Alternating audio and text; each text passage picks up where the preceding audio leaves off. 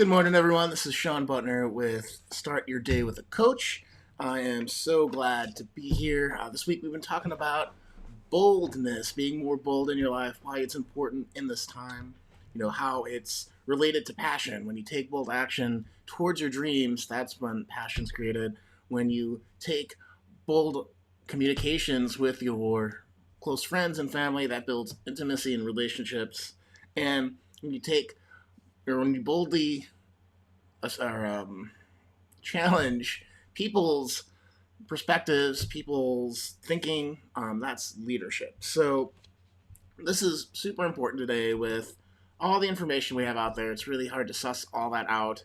It's really important for you to keep on track on building your life, because no matter what's going on right now, there's going to be a 1 month, there's going to be a 1 year in the future, and it's really going to what you're doing now and the choices you're making now and how you're showing up now is going to impact how you show up then. So this week, I shared a little bit about how sometimes boldness is just being consistent.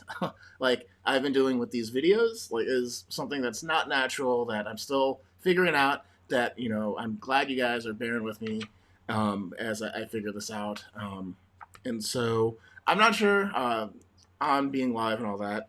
I still might have these words flipped for whatever reason. So I'm looking into fixing that somehow. But maybe on the lives it's just not going to happen. I might have to do some post for that. Anyways, so we're talking about being bold. We're talking about 3 reasons why or how boldness shows up in your life and what that can mean, why it's important now. And I just wanted to, this is the weekly review. So let's just get into what those are. So we first talked about the 4Ds.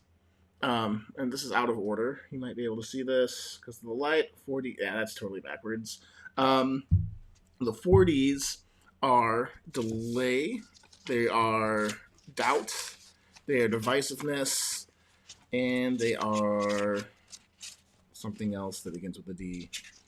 Dragging. That was what we talked about a couple of days ago. I had these out of order this week, so we'll put them in the right order.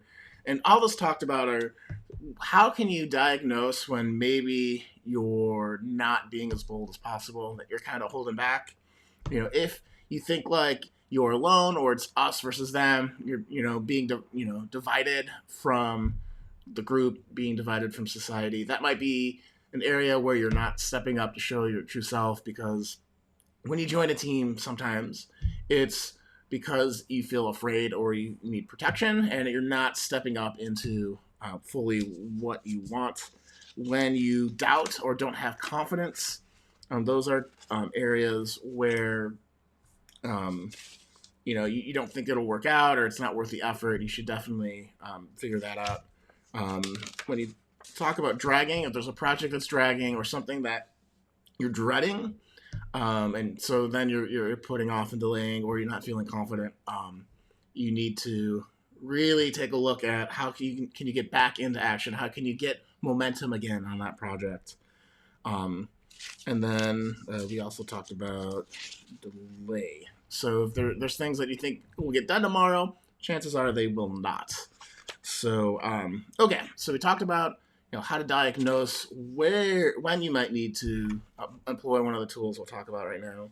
We also talked about 3 types of fear that it's really good to categorize. So if you can say like, hey, I have either process fear, outcome fear, or loss fear, how can I, maybe play with that in my head to get around it or to address it enough to where you can start taking action again. So an example, if you're running a marathon and you're thinking about process pain, that's the training to get you through the marathon. You think it's going to suck, it's going to hurt, maybe you're going to fail, you don't know what you need to do, and so you might, stop or not do the training because you think it's going to be so bad. If you take a look at outcome pain, you think that the process will be fine, but you're not going to feel as accomplished. You're not going to get recognized by your family and peers. You're not going to feel as fulfilled by completing that marathon. And loss pain is, you're going to be spending so much time running. You're going to be afraid that you're going to lose some of the nutrition things that you want to do, time spent on other things or work or with family or that kind of nature. So most types of fear, as long as they're not physical fear, right? You're not being chased by a lion, or a raptor or a dinosaur or something. Happens all the time. If you don't have that immediate physical danger and you're fearing for your life in that way, fear will generally fall into those three things. And the good thing is if you can identify each of those fears, you just have to switch your thinking on what do you gain, what do you learn, how will it make your life better if you start taking action and accomplish it. So that usually is good enough to flip it. But it leads us to our next idea for the week, which was worst planning, trademark. Sorry guys on Instagram, this is backwards. So worst planning, it really is just planning the worst case scenario, thinking what's the worst that could happen right now, and then coming up with a plan to say, okay, if that happens, I can do this to mitigate it, to get around it, to maybe switch gears so it's not as impactful. And, just coming up with all these different kinds of contingency plans so that when you hit a snag or you hit one of these major concerns and worries, that you can get into action and not get stuck trying to figure out what to do. And that's really, I think Tim Ferriss talks about it in a really cool way. So yeah, just list out all the bad things that could happen, list all the things you can do about it. And generally those two steps, you'll be like, okay, I think I got this. And then the step that I like to add is, what do you gain by overcoming this obstacle? So sometimes the challenge of figuring out something on the fly can be really helpful. The last thing we talked about is kind of lead by example. I kind of told some stories about my journey with boldness yesterday.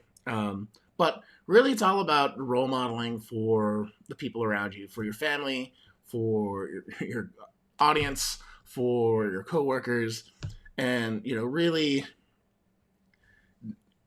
being that person that will do the hard thing, that will not be afraid to speak up, that will not be afraid to express themselves, and is strong enough to take care of themselves in the ways that they need to. So, as much as all these conversations we've been having in the morning to get your day set, based on high performance, it's really about how are you going to lead today? How are you going to show up as your most confident, most open, most inspiring self for those around you? So I hope these ideas help, guys. I really hope this gets you thinking about how can you maybe step up, or that one thing that, your next big breakthrough could be that one thing that you've been putting off that you're not super stoked about, but you need to do, that one thing. And if you go out there and get it done, I think you'll feel a lot more relaxed, a lot less stressed.